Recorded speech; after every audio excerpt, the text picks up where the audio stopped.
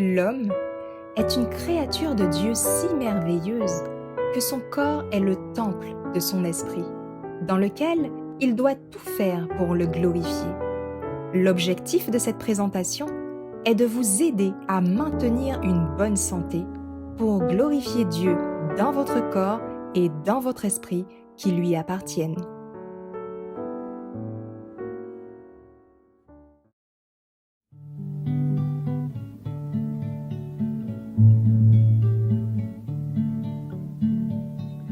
Pécheur, je voudrais te guérir. J'ai vu tes larmes, ta souffrance, mais pour avoir la délivrance, il faut apprendre à m'obéir. Voici, je me tiens à la porte, je suis ton maître et ton sauveur. La paix, le bonheur, je t'apporte. Ne veux-tu pas m'ouvrir ton cœur? Tu sais que je suis né pour toi, que pour toi j'ai donné ma vie. Ton cœur est-il hôtellerie, sans place même pour son roi? Souvent, année après année, chez toi j'ai frappé mais en vain. Voici le soir de la journée, ne veux-tu pas m'ouvrir enfin? N'as-tu donc pas besoin de moi quand autour de toi tout chancelle? Mais aujourd'hui, viens sous mon aile, je serai tout, oui tout pour toi. Le temps rapidement t'emporte. Pourquoi renvoyer à demain? Trop tard, un jour devant ma porte, tu frapperas peut-être en vain. Si tu n'as pas besoin de moi, écoute, obéis sans comprendre. Jusqu'à quand devrais-je attendre?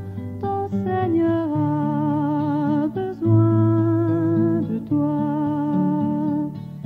Voici, je me tiens à la porte, je suis ton maître et ton sauveur. La paix, le bonheur, je t'apporte. Ne veux-tu pas m'ouvrir ton cœur? Pour commencer, nous allons prier.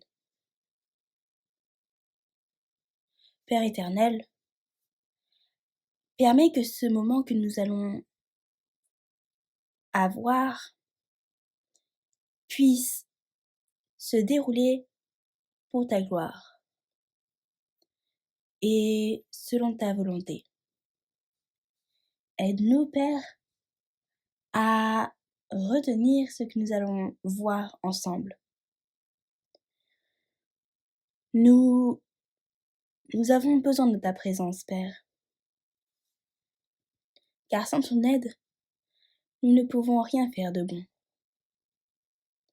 Et nous t'avons prié au nom de Jésus. et pour ta gloire. Amen. Alors, maintenant, nous allons vous rappeler les 2 versets de base de ce moment. En premier lieu, Psaume 119, versets 9 à 11, puis 3 Jean 2. Psaume 119, versets 9 à 11. Comment le jeune homme rendra-t-il pure sa voie? C'est en y prenant garde selon ta parole. Je te cherche de tout mon cœur, ne me laisse pas égarer loin de tes commandements. J'ai serré ta parole dans mon cœur, afin de ne pas pécher contre toi. Amen. 3 Jean 2. Bien-aimé, je souhaite que tu prospères à tous égards et sois en bonne santé, comme prospère l'état de ton âme. Amen. Anatomie et physiologie. Chapitre 40. œsophage et estomac. Partie 1. Péristaltisme.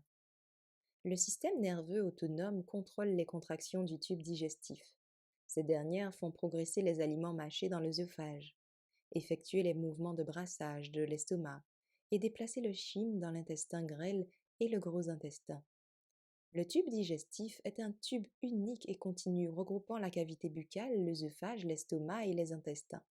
Les couches de tissu composant la paroi du tube regroupant les 2 couches de tissu lisse, la contraction et la relaxation de ces muscles s'appellent péristaltisme. Un petit mouvement péristaltique peut être suffisant pour déplacer le bol alimentaire de l'œsophage jusqu'à l'intérieur de l'estomac. Dans l'intestin, ces mouvements présentent moins d'amplitude, mais sont plus réguliers. Lorsqu'une section de l'intestin se contracte, la section située devant se relâche. Cela se produit selon les schémas ondulatoires rythmiques, générant ainsi le péristaltisme qui fait progresser les substances vers l'avant. Partie 2. Péristaltisme du tube digestif. Les mouvements péristaltiques acheminent la nourriture vers le bas dans l'œsophage et en direction de l'estomac, où elle sera malaxée et transformée dans l'intestin grêle. Une contraction rythmique du muscle lisse pousse le chyme dans l'intestin grêle et le gros intestin. œsophage, estomac, intestin grêle, gros intestin. Partie 3. œsophage. L'œsophage s'étire entre le laryngopharynx et le sphincter cardial, son point de jonction avec l'estomac. Lors de son trajet, il passe au travers un orifice du diaphragme portant le nom de hiatus œsophagien.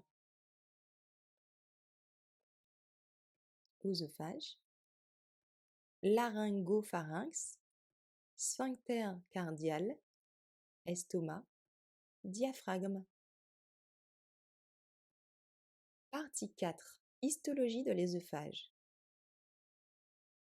La paroi œsophagienne se compose de 4 couches, la muqueuse interne, la sous-muqueuse, la musculeuse et l'adventice externe, possédant quelques caractéristiques structurelles qui distinguent l'œsophage du reste du tube digestif.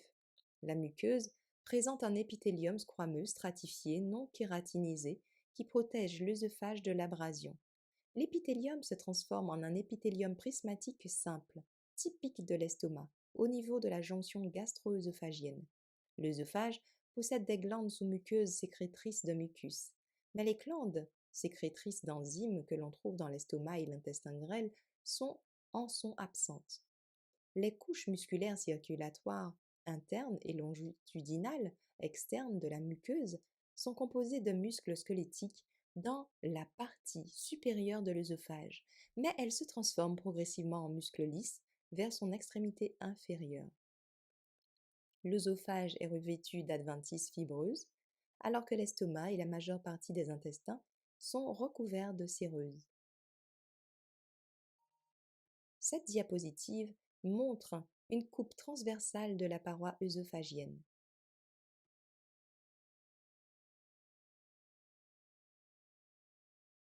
Les 4 couches de la paroi œsophagienne présentent des caractéristiques structurelles distinctes qui favorisent le passage des aliments vers l'estomac. La muqueuse interne est composée d'épithélium squameux stratifié ou non kératinisé, de lamina propria, tissu conjonctif aréolaire, et de la musculeuse, muscle lisse. L'épaisse couche épithéliale empêche les aliments d'endommager la paroi de l'œsophage.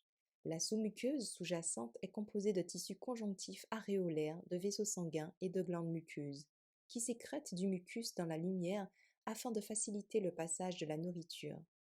La muqueuse possède 3 segments distincts. L'œsophage supérieur présente du muscle squelettique dans les couches circulaires longitudinales. L'œsophage intermédiaire possède à la fois du muscle squelettique et du muscle lisse. Enfin, l'œsophage inférieur ne dispose que de muscles lisses. L'adventice externe est composé de tissus conjonctifs fibreux qui fixent l'œsophage au tissu environnant. La diapositive montre les couches de la paroi œsophagienne. Partie 5. Région de l'estomac. L'estomac peut être divisé en 4 régions, le cardia, le fundus, le corps et la région du pylore. La nourriture pénètre dans l'estomac en passant par le sphincter cardial et le quitte par le sphincter pylorique pour aller rejoindre le duodénum.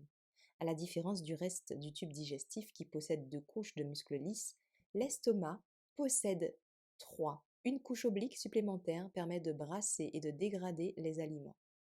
Partie 6. Paroi de l'estomac. La muqueuse de la paroi stomacale regroupe 2 couches musculaires pouvant être observées dans le reste du tube digestif. Couche longitudinale et couche circulaire. Toutefois, elle comporte également une 3e couche, la couche oblique, qui permet à l'estomac de brasser la nourriture. La paroi stomacale comporte également des plis gastriques qui permettent à l'estomac de se dilater lorsque cela est nécessaire. Couche musculaire longitudinale, couche musculaire circulaire, couche musculaire oblique. Partie 7. Histologie de l'estomac. La paroi de l'estomac est composée de 4 couches, la muqueuse interne, la sous-muqueuse, la musculeuse et la séreuse externe. La muqueuse et la musculeuse présentent des caractéristiques structurelles distinctes qui facilitent les fonctions digestives de l'estomac.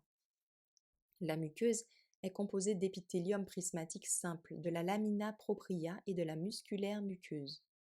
Les cellules muqueuses épithéliales sécrètent du mucus protecteur qui revêtent les fosses gastriques, qui s'étirent en profondeur dans la muqueuse, menant à des glandes gastriques qui sécrètent du suc gastrique dans la lumière de l'estomac. La sous-muqueuse sous-jacente se compose de tissus conjonctifs aléatoires.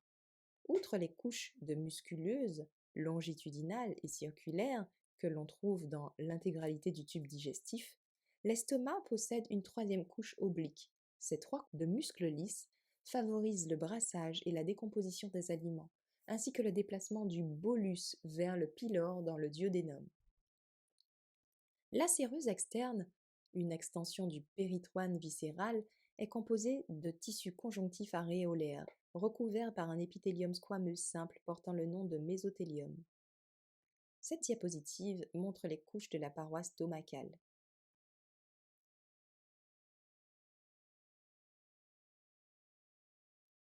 La structure de la muqueuse gastrique facilite la sécrétion des sucs gastriques, acides et enzymes digestives.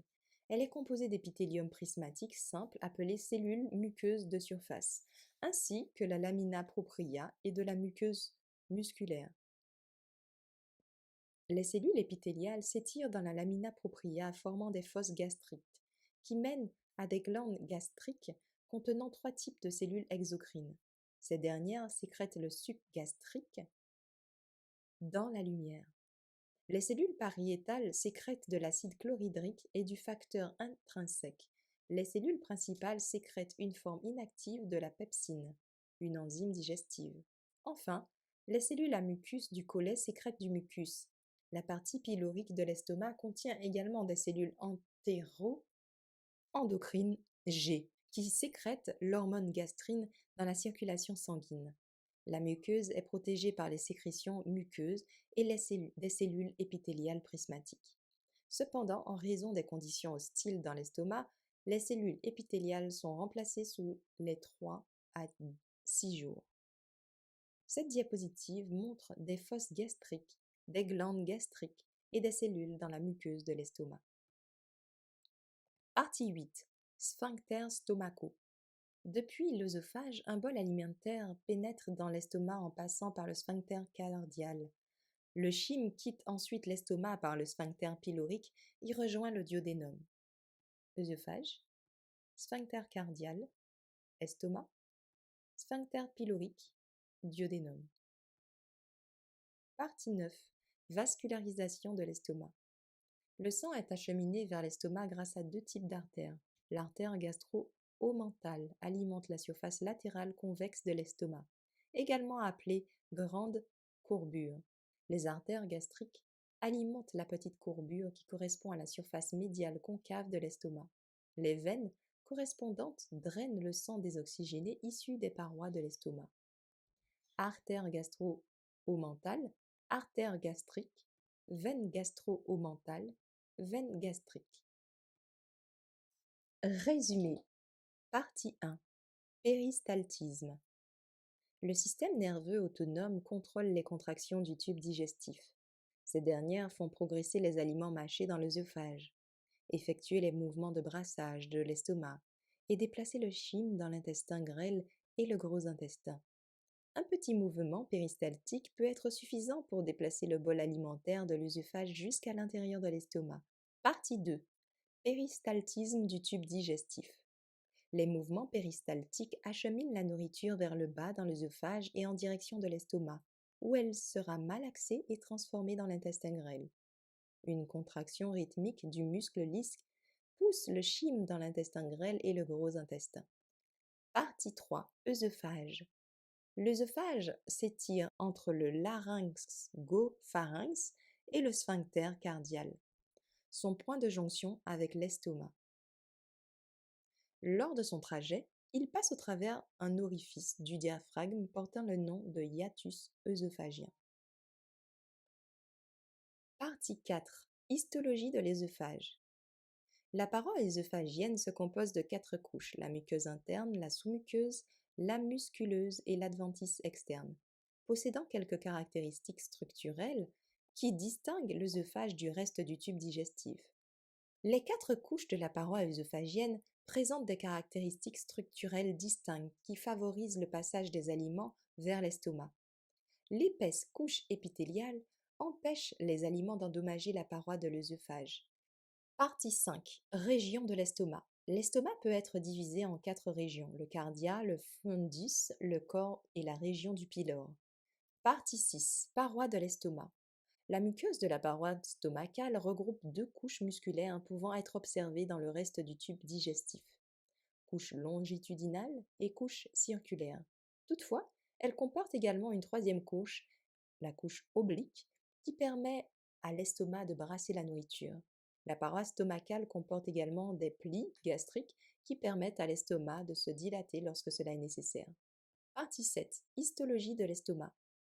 Ces 3 couches de muscles lisses favorisent le brassage et la décomposition des aliments, ainsi que le déplacement du bolus vers le pylore dans le duodénum.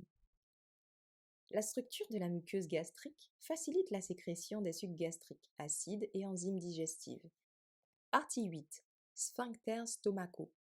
Depuis l'œsophage, un bol alimentaire pénètre dans l'estomac en passant par le sphincter cardial. Le chyme quitte ensuite l'estomac par le sphincter pylorique et rejoint le duodénum. Partie 9. Vascularisation de l'estomac. Le sang est acheminé vers l'estomac grâce à 2 types d'artères. L'artère gastro-omentale alimente la surface latérale convexe de l'estomac, également appelée grande courbure. Les artères gastriques alimentent la petite courbure qui correspond à la surface médiale concave de l'estomac. Les veines correspondantes drainent le sang désoxygéné issu des parois de l'estomac. Si vous avez des questions concernant cette présentation, n'hésitez pas à nous les faire parvenir en écrivant à info@leres.org. Je vous invite maintenant à vous incliner avec moi pour la prière finale. Merci Seigneur pour ce moment que nous avons passé ensemble. Merci d'avoir fait de nous des créatures si merveilleuses. Permets-nous de prendre soin de notre corps qui est le temple de ton Saint-Esprit.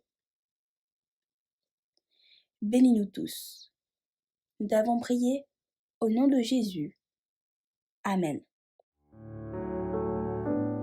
Merci d'avoir écouté cette présentation avec intérêt. Pour plus d'informations, consultez notre site internet lereste.org et suivez-nous sur Facebook ainsi que sur YouTube à @lereste. Vous pouvez aussi nous contacter par email à info@lereste.org ou par téléphone au +33 6 12 60 13 69.